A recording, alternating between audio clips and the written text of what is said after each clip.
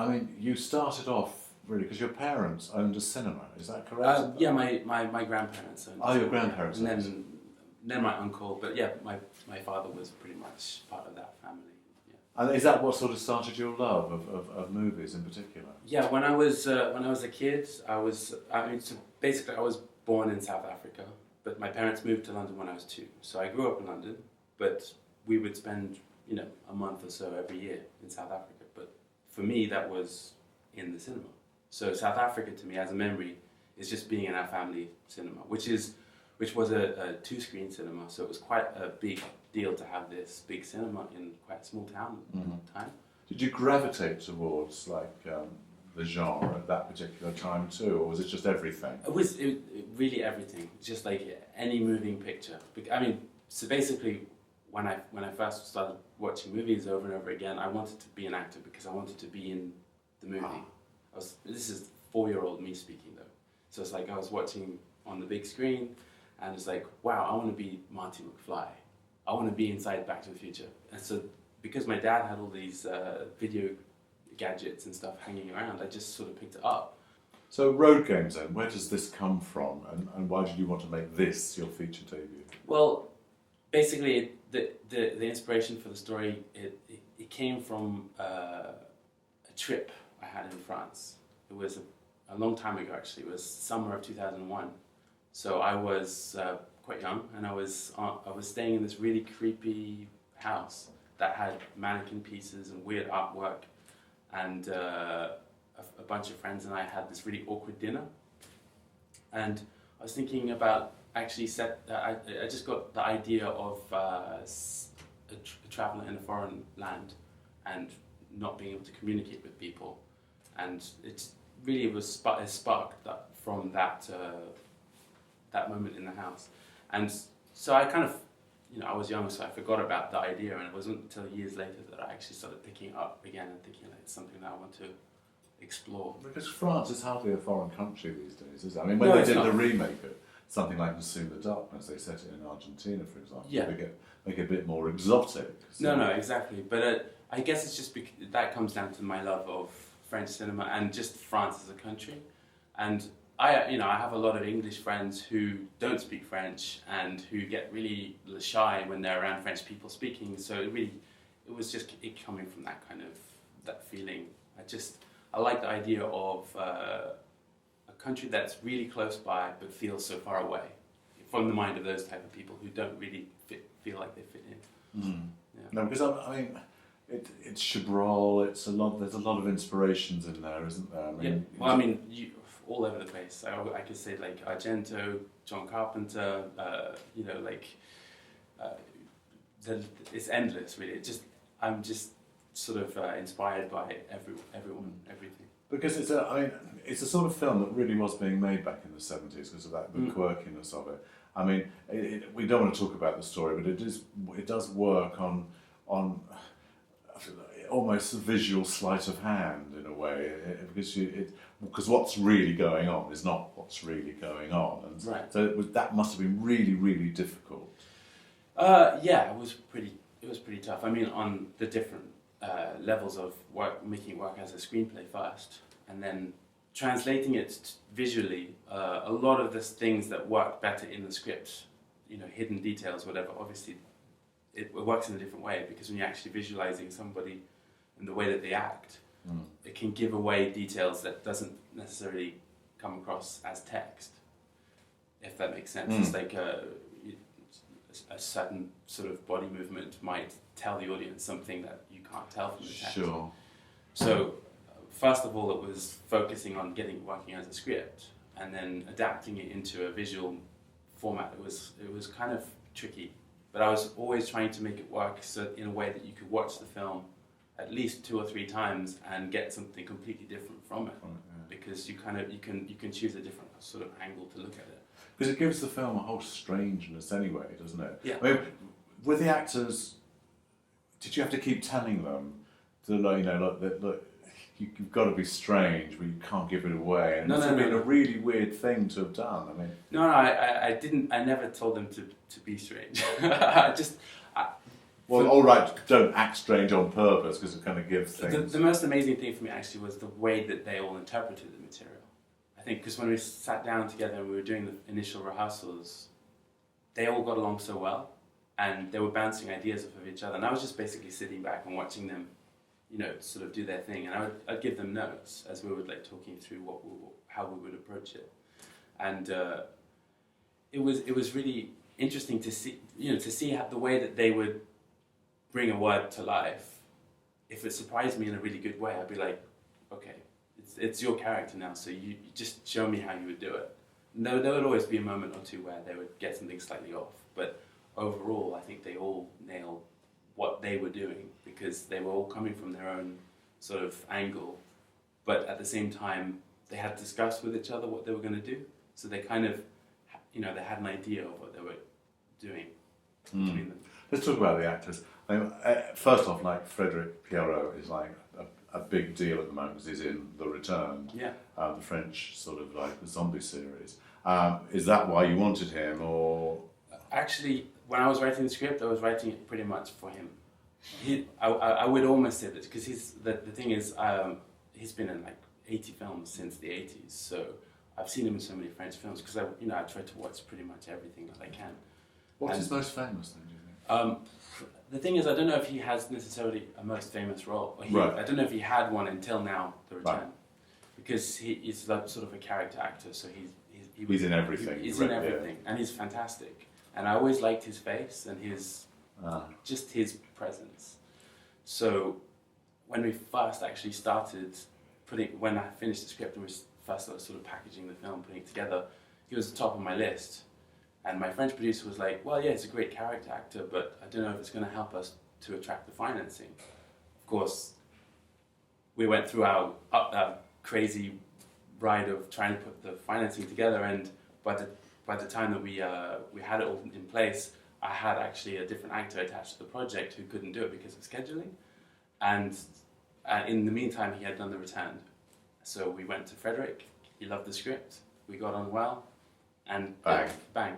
Yeah, and so actually it was always my number one choice, so it was really great that it worked out. And Barbara, I mean, not the first choice I would have made for a French-speaking housewife. No, actually, do you know, I hadn't cast that role yet at all. I had some ideas of who I would cast, and I definitely didn't write the script for her, but it was just, it really hit me randomly one afternoon. I can't even remember where it was, but I was just sort of like sitting down, I was like, oh, yeah, Barbara would be an interesting choice because I don't think, it's kind of very different to anything she's ever done before. And it helped that she was in Your Next. She was back to acting, or at least I didn't know she was around. She was still doing something. So I thought, well, okay, I haven't cast this role yet, and I'm going to need to start casting it soon. So we sent the script to her, and she responded really well. She said it was a really great project, and she would love to be involved.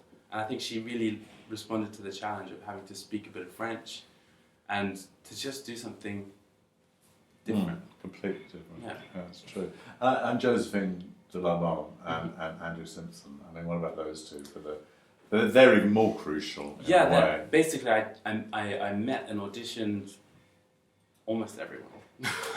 That's what it feels like. I met so many talented young actors for the role of Jack that Andrew plays. And it's so difficult actually because there's so many people that was just so fantastic, and it's really hard to find the right energy though. It's kind of a hard thing to explain. So I started out when I was auditioning people and they were reading lines, and I was just trying to get a feel for what they could bring to it.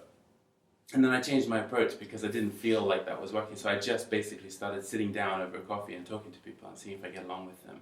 Andrew was the only one that, because he lives in Belfast, he was the only one that I didn't sit down with. We had a Skype video call. Right. But there was something really electric about him, and I don't know what it was. He had that raw energy that I needed for the character, so for him it was a no-brainer when I cast him. And for Josephine as well, so by the time that I found her, I had seen her in Kiss of the Damned, but again, I had auditioned so many people, and I actually sat down with Josephine in Cannes a couple of years ago, and we just had a coffee and we were just talking about the movie because I sent her, she had read the script. And I really liked where she was coming from, how she interpreted it, her ideas, and we got along really well as, you know, as friends. So I was like, that's the energy that I want on the set. I want to be able to get along with everybody, sort of like as friends or as a family, and that's basically what happened. We all became a film family together. Now, your wife was the producer. Yes. She was also the producer of The Host, of the Yeah. Korean movie. I mean, how vital was it for you to have somebody who's that experienced behind you on your first film? I mean, it must have been a bit of a sort of a security net. Yeah, I would say it was a bit of a security net. I mean, it's nice to have that sort of support, I think, and she's very supportive of what I want to do creatively and tries to, you know, accommodate whatever crazy things I want to do, no matter how tough the budget is and all those kind of things.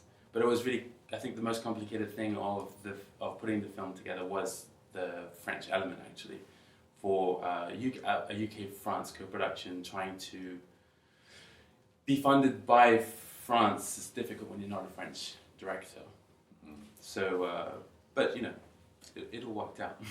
Road Games, I mean, for me, when I first see that, I think of the Australian movie with Jamie Lee Curtis You do. from the 80s. I mean, did you worry about that, or did you think, no? You know what? To be honest, I've seen that movie, of course, and I love it. But it was more like I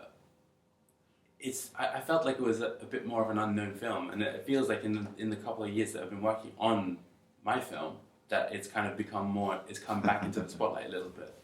But that's fine. I mean, there's plenty of films that share the same title, and we do have a subtitle of the French title, which is Fausse Route, Road Games Fausse Route, which is a really important title to the movie as well, actually, because it means a misunderstanding between people. It's like a French saying. It's also like when you drink water and it goes down the wrong pipe. They say, Fausse Route. It's like the wrong pipe.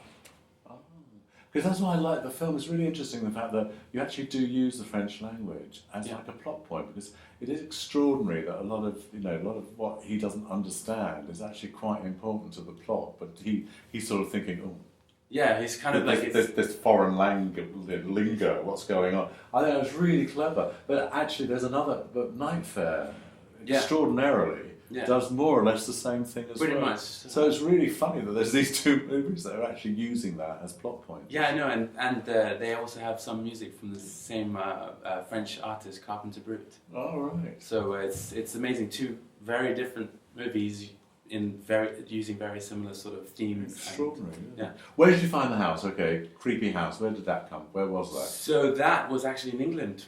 Ah, you lied. You lied. It's in Kent, near near Seven Sisters. It's called St Clair Estate. So you filmed everything here? No, we shot 4 weeks in England and 1 week in France, but the whole film is set in France, and I think we did a pretty good job of making it look. It fooled me, I have to say. How did you manage to drive on the wrong side of the street without causing a crash? That was the trickiest part of the shoot, especially because when you see the film, there's actually a rover. There's an English car, and we have Frederick Piero driving an English car in England on the right side of the road. So complicated when we're shooting, only because we had to block off roads, basically. But you know, you block off the road and then you have to. So was it harder than you expected making your feature debut? What did you really learn? Was it really a completely different experience from what you thought? No, it wasn't a completely different experience. I think I had enough experience working on all of the shorts, and I've actually been for many years working on a children's TV series for Germany. So I kind of it's like an educational series for Germans who learn English, and they watch it in. What's it called? It's called Klett. It's a publisher in Germany. Yeah. Oh wow. Yeah, I've been doing that for like 4 or 5 years now. Ah, I see. I've directed something like 30 episodes or something like that. So I'm good working with kids. So you would never actually. That's the other funny thing, is that many of my friends are surprised that I made such a dark film, because they always thought I'd make a Disney movie or something crazy like that. Little did they know that's not what I'm really interested in. So what's going to happen next? I mean, okay, we're world premiering your movies, which is terrific. So it's going to go on the circuit. It's going to go on the circuit. And then what's next? I've got a bunch of scripts that are finished that I've been writing, and actually the one that I'm most excited about is this sort of crazy crime thriller with lots of action, strong female protagonist, and I was actually writing that whilst we were shooting Road Games. So it's like we were shooting in the day and I was writing at night, because I was just like so putting all of my energy, my frustrations for whatever wasn't going right on the shoot into the script, but the shoot did go pretty well otherwise. Great, thanks, Adnan. All right. Fantastic.